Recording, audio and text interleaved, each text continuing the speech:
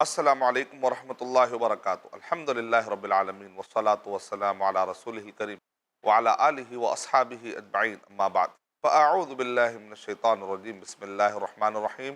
شہر رمضان الذی انزل فیہ القرآن ھدی للناس وبینات من الہدی والفرقان، فمن شہد منکم الشہر فلیصم ومن کان مریضا او علی سفر فعدۃ من ایام اخر، یرید اللہ بکم الیسر ولا یرید بکم العسر وَلِتُكْمِلُوا الْعِدَّةَ وَلِتُكَبِّرُوا اللَّهَ عَلَى مَا هَدَاكُمْ وَلَعَلَّكُمْ تَشْكُرُونَ رَبِّ اشْرَحْ لِي صَدْرِي وَيَسِّرْ لِي أَمْرِي وَاحْلُلْ عُقْدَةً مِّن لِّسَانِي يَفْقَهُوا قَوْلِي۔ میں سب سے پہلے اللہ سبحانہ وتعالیٰ کا شکر بجا لاتا ہوں، بے پایہ درود و سلامتی ہو محمد مصطفیٰ صلی اللہ علیہ وسلم پر۔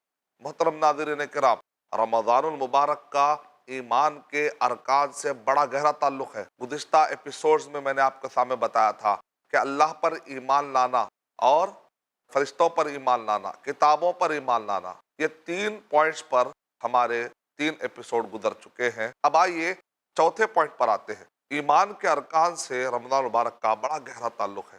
ان تؤمن باللہ وملائکتہ وکتبہ ورسلہ، یعنی تنزل الملائکۃ والروح کہہ کر اشارہ کیا گیا اور تعلیم دی گئی کہ لیلۃ القدر میں فرشتے بہت نازل ہوتے ہیں اور فجر تک رہتے ہیں، اور اسی طریقے سے جبرائیل علیہ الصلوۃ والسلام بھی، مطلب فرشتوں کا رمضان مبارک میں بڑا گہرا تعلق ہے۔ اور اسی طریقے سے اللہ پر ایمان لانا، ظاہر بات ہے یہ پورا رمضان مبارک کا ماحول قائم کرنے والے اور اس کو فضیلت دینے والے اللہ سبحانہ وتعالیٰ ہے۔ اس پر بھی ہماری گفتگو ہو چکی ہے۔ وکتبہ، جتنے آسمانی کتابیں نازل ہوئی وہ رمضان مبارک میں ہے۔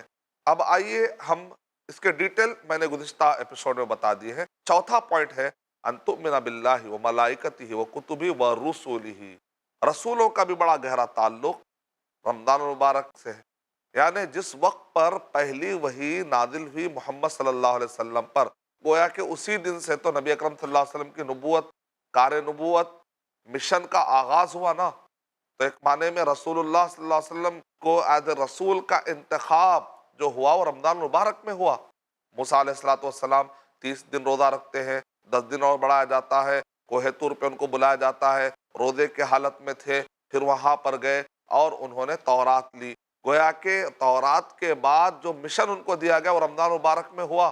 عیسیٰ علیہ السلام پر انجیل رمضان مبارک میں، داؤد علیہ السلام پر زبور رمضان مبارک میں، صحف ابراہیم رمضان مبارک میں۔ اس کا مطلب اتنے بڑے بڑے انبیاء کرام کا ایک بہت بڑا مشن کا آغاز رمضان المبارک سے ہوا۔ اس سے رمضان المبارک اور رسولوں کا بڑا گہرا تعلق، اور اسی طریقے سے 25 یا 24 رسولوں اور نبیوں کا ناموں کے ساتھ قرآن مجید میں ذکر ملتا ہے۔ اور اسی طرح قرآن و صحیح حدیث پڑھنے سے پتہ چلتا ہے کہ نبی اور رسول میں فرق ہے۔ مستد الحارث میں یہ روایت ہے، اور جس کی سندوں کو محدثین نے آتھنٹک کہا، کہ آدم علیہ السلام کیا تھے؟ تو نبی اکرم صلی اللہ علیہ وسلم نے ارشاد فرمایا، کھان آدم نبی مکلما، کہ آدم علیہ السلام نبی تھے اور مکلم تھے۔ مکلم کا مطلب ہے کہ اللہ نے جن سے بات کی ہو، جن سے بات کی گئی، یعنی اللہ نے جن سے بات کی، یعنی رسول نہیں تھے۔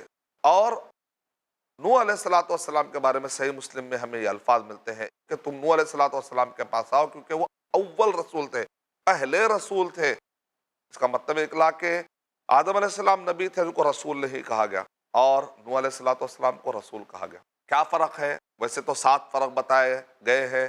ابن عبد العز الحنفی عقیدہ تحاویہ کی شرح میں، شرح العقیدہ تحاویہ میں 7 کے قریب فرق بتائے ہیں، لیکن اس میں سب سے زیادہ جو فرق آسانی سے سمجھ میں آ جانے والا ہے وہ یہ ہے کہ نبی اور رسول میں کچھ زیادہ فرق نہیں ہے، بس یہ ہے کہ مرحلہ مرحلہ، یعنی کہ رسول کا جو مرحلہ ہوتا ہے وہ نبی سے تھوڑا زیادہ ہوتا ہے۔ یعنی کہ رسول بننے کے لیے نبی بننا ہے، ہر رسول نبی ہوگا ہی ہوگا، لیکن ہر نبی رسول ہونا ضروری نہیں ہے۔ بعض نے یہ بتلایا کہ نبی اور رسول میں فرق ہے کہ رسول کو شریعت ملتی ہے جبکہ نبی کو شریعت نہیں ملتی۔ بات ایسی نہیں ہے۔ اگر ہم پڑھتے ہیں سورہ مریم سورہ نمبر 19 کی آیت نمبر 55 کے اطراف میں، تو اس میں اسماعیل علیہ السلام کے بارے میں کیا کہا جا رہا ہے؟ کانا رسول النبی، اور رسول بھی تھے، نبی بھی تھے، لیکن اسماعیل علیہ السلام کو تو ایسی کوئی نئی شریعت تو نہیں دی گئی تھی۔ تو بہرحال بعض لوگ کہتے ہیں کہ جن کو شریعت تو دی گئی لیکن تبلیغ کا حکم نہیں ملا، یہ بھی فرق سمجھ میں نہیں آتا، کیونکہ انبیاء کو اس لیے دیا جاتا ہے کوئی بھی پیغام تاکہ تبلیغ کرے. تو بس یہ ہے کہ مرحلے کا فرق ہے، یعنی کہ ہر جو بھی مومن ہوتا ہے وہ مسلمان ہوتا ہی ہوتا ہے، لیکن ہر مسلم مومن ہونا کوئی ضروری نہیں ہے. تو بالکل اسی طریقے سے ہر رسول نبی ہوگا ہی ہوگا، لیکن ہر نبی رسول ہونا کوئی ضروری نہیں ہے. یعنی نبی کا مطلب ہے نبیہ، جس کو خبر دی گئی. رسول مانے بلغا کے مانے، یعنی کہ پیغام پہنچا. جب ملا ہی نہیں تو پہنچائے گا کیسا؟ معنی کے اعتبار سے آپ کو سمجھ میں آ رہا ہے، یعنی جن کو خبر پہنچا دی گئی، یعنی کہ اس سے متصف کیا گیا. اور رسول کو باقاعدہ پہنچانے کے ملا تو پہنچائے گا، ایک ایڈوانس کا ایک لقب دیا گیا. اور قرآن و صحیح حدیث کے سروے سے، صرف الفاظ کے باریکیوں سے نہیں، قرآن و صحیح حدیث کے سروے سے پتہ چلتا ہے کہ آدم علیہ السلام کو نبی کہا گیا رسول نے، نوح علیہ السلام کو رسول کہا گیا، اور نبی اکرم صلی اللہ علیہ وسلم کو ہم نبی بھی کہتے ہیں، رسول بھی، کیونکہ خاتم النبیین کہا گیا محمد صلی اللہ علیہ وسلم کے بارے میں. سورہ احزاب سورہ نمبر 33 کے آیت نمبر 40 میں خاتم النبیین. بعض لوگ کہتے ہیں خاتم الرسول کیوں نہیں کہا گیا؟ تو ہم کہیں گے اگر کہیں پر جیسے ہندوستان میں ایس ایس سی یا 10th لکھنے کے بعد 11 12 ہوتا ہے، اگر ایک آدمی یہ کہے، اگر کوئی گورنمنٹ میں اعلان ہو جائے کہ یہاں پر آج سے 10th نہیں ہے، اور کوئی آدمی یہ کہہ رہا ہے اس کے بعد آ کر کہ میں نے 11th کیا ہے 12th کیا ہے، تو بھئی 10th ہی نہیں تھا تو 11 12 کہاں سے آ گیا؟ تو بالکل اسی طرح رسول بننے کے لیے نبی بننا ضروری ہے. خاتم النبیین، جب نبیوں کا سلسلہ ہی ختم ہو گیا، نبی ہے ہی نہیں، تو پھر رسول کہاں سے بنے؟ تو ایک سمپل طریقے سے آپ کو بات سمجھ میں آ سکتی ہے انشاءاللہ. یعنی رسولوں کے جو نام بتائے گئے سورہ انعام نمبر 6 کے آیت نمبر 86 87 اور 88 میں لگ بھگ 18 نبیوں اور رسولوں کا نام تو آپ کو وہیں مل جائے گا. کل ملا کر 24 یا 25 رسولوں اور نبیوں کا نام قرآن مجید میں بتایا گیا. اس میں سے سب سے افضل کون ہے؟ انبیاء اور رسول. انبیاء اور رسول میں بھی سب سے زیادہ افضل کون ہے؟ 5 اولو العزم من الرسل جن کو کہا گیا، نوح علیہ السلام، ابراہیم علیہ السلام، موسیٰ علیہ السلام، عیسیٰ علیہ السلام، اور محمد مصطفیٰ صلی اللہ علیہ وسلم. اور یہ 5 میں بھی سب سے زیادہ افضل کون ہے؟ 2 خلیلان، الخلیلان کہا گیا، حضرت ابراہیم علیہ السلام، حضرت محمد مصطفیٰ صلی اللہ علیہ وسلم. اور یہ دونوں میں بھی سب سے زیادہ افضل کون ہے؟ محمد مصطفیٰ صلی اللہ علیہ وسلم. یعنی کہ نبی اکرم صلی اللہ علیہ وسلم کی اگر ہم بات کریں گے تو اس رمضان المبارک میں نبی اکرم صلی اللہ علیہ وسلم کے نبوت کا آغاز ہوا ہے. غار ہرا میں جو پہلی وحی آئی رمضان المبارک کی تھی، تو آپ رمضان المبارک سے کتنا گہرا تعلق ہے. ہمارے نبی صلی اللہ علیہ وسلم کی نبوت کا آخری پیغام جو نازل ہوا وہ رمضان المبارک میں. آخری پیغام جو نازل ہونے کی جو شروعات ہوئی، 23 سال میں قرآن مجید نازل ہوتے رہا، اس کی جو شروعات ہوئی غار ہرا میں، اور رمضان المبارک کا مہینہ. آپ اس سے اندازہ لگائیے رمضان المبارک کی کیا برکتیں ہیں، کیا سعادتیں ہیں. ایسے انبیاء اور ایسے رسولوں کا جڑاؤ اس مہینے سے ہے، ان کے نبوت کے ابتدا کا جڑاؤ اس رمضان المبارک سے ہے. نبی اکرم صلی اللہ علیہ وسلم نے 23 سال میں قرآن مجید کو لیا. دیکھیں اللہ تعالیٰ قرآن مجید میں ارشاد فرما رہے ہیں، لو انزلنا هذا القرآن على جبل لرأيته خاشعا متصدعا من خشیۃ اللہ. اگر ہم اس قرآن مجید کو پہاڑ پر نازل کرتے تو پہاڑ ریزہ ریزہ ہو جاتا اللہ کے خشیت سے. پہاڑ نے کہا کہ ہم اس کو اٹھا نہیں سکتے، محمد صلی اللہ علیہ وسلم نے اس کو اٹھایا. اللہ تعالیٰ نے آپ پر وحی نازل کرنے کا فیصلہ کیا. حضرت عائشہ رضی اللہ تعالیٰ عنہ ارشاد فرماتی ہے کہ سخت جاڑے میں، سردی میں نبی اکرم صلی اللہ علیہ وسلم پر قرآن میں نازل ہوتا. ایک خاص قسم کی وحی کا تذکرہ کر رہے ہیں تو نبی اکرم صلی اللہ علیہ وسلم کے پیشان مبارک پر پسینہ جاری ہو جاتا تھا. ایک صحابی کہتے ہیں کہ میرے پیر پر نبی اکرم صلی اللہ علیہ وسلم سر رکھ کر سو رہے تھے، وحی کا سلسلہ شروع ہو گیا، ایسا لگتا تھا جیسا کہ میری ہڈی ٹوٹ جائے گی. گھوڑے پر نبی اکرم صلی اللہ علیہ وسلم بیٹھے تھے، اگر اس وقت پر اگر وحی آتی تو گھوڑا اپنے جگہ سے بدک جاتا تھا. کتنی تکلیف اٹھائی نبی اکرم صلی اللہ علیہ وسلم نے. ہم بڑی آسانی کے ساتھ اس کو تابدانوں میں رکھ دیے ہیں، ادب اور احترام کے ساتھ اتنا اونچائی پر لے جا کر جزدانوں میں لپٹ لپٹ کر رکھ رہے ہیں کہ تاکہ بچوں کا ہاتھ نہ پہنچے نہ بڑوں کا ہاتھ. اور وہ زندگی بھر نہیں پڑھتا، جب اس کی موت کا وقت قریب آتا ہے اس وقت پر لا کر سورہ یاسین پڑھا جاتا ہے. کون سے قرآن سے؟ اس قرآن مجید سے جو اس کے جہیز میں خود اس کے وائف کو دیا گیا تھا، یا اس خاتون پر پڑھا جاتا ہے جب جان کنی کی حالت ہوتی ہے. کیا ہم نے قرآن مجید کے ساتھ برتاؤ کیا ہے؟ نبی اکرم صلی اللہ علیہ وسلم نے کتنی محنت کی، نبی اکرم صلی اللہ علیہ وسلم نے کتنی قربانیاں دی. 23 سال نبی اکرم صلی اللہ علیہ وسلم نے کتنی محنت کی. اور جس وقت پر نبی اکرم صلی اللہ علیہ وسلم پر قرآن میں نازل ہو رہا تھا اس وقت پر آپ کی عمر مبارک 40 سال، 40 سال کے بعد آپ نے قرآن مجید یاد کرنا شروع کیا، اللہ تعالیٰ نے یاد کروایا۔ کئی صحابہ تھے جنہوں نے یہ عمر میں قرآن مجید یاد کرنا شروع کیا اور 63 سال تک یاد کرتے رہے۔ ہمارے پاس لوگ کہتے ہیں ہم بڑے ہو گئے، 20 سال کے بچے کہہ رہے ہم بڑے ہو گئے اب قرآن یاد نہیں ہوتا، 30 سال کے بچے کہہ رہے، یا 63 سال 63 ایئرس تک قرآن مجید کا یاد کرنے کا سلسلہ جاری ہے۔ انسان کو جو اللہ نے میموری پاور دیا ہے نا، بوڑھا بھی اگر ہو جائے تو کہتے ہیں کہ صرف 3% میموری سیل مرتے ہیں، باقی کے 97% زندہ رہتے ہیں۔ میموری کا پرابلم نہیں ہوتا ہے، آدمی کے سوچ کا پرابلم ہے۔ لیک آف امپلیمنٹیشن کا یہاں پر لیک ہو رہا ہے، کمی جو ہے امپلیمنٹیشن میں ہے۔ امپلیمنٹیشن کس چیز کی؟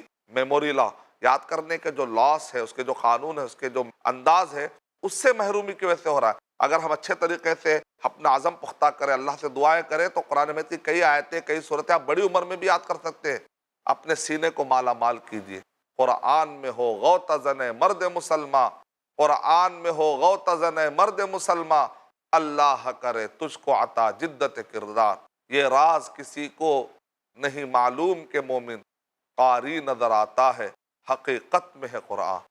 تیرے ضمیر پر جب تک نہ ہو نزول کتاب، تیرے ضمیر پر جب تک نہ ہو نزول کتاب، گرہ کشا ہے رازی نہ کشاف۔ نبی اکرم صلی اللہ علیہ وسلم کیا تھے؟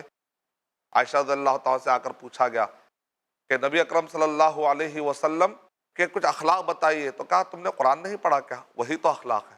تو نبی اکرم صلی اللہ علیہ وسلم اور رسولوں کا اس رمضان مبارک سے بڑا گہرا تعلق ہے۔ صحیح بخاری کے اندر ہم کو روایتیں ملتی ہے کہ نبی اکرم صلی اللہ علیہ وسلم جب رمضان مبارک آتا تھا تو آپ کھول کر غریبوں کو دیتے تھے، صدقہ و خیرات کرتے تھے۔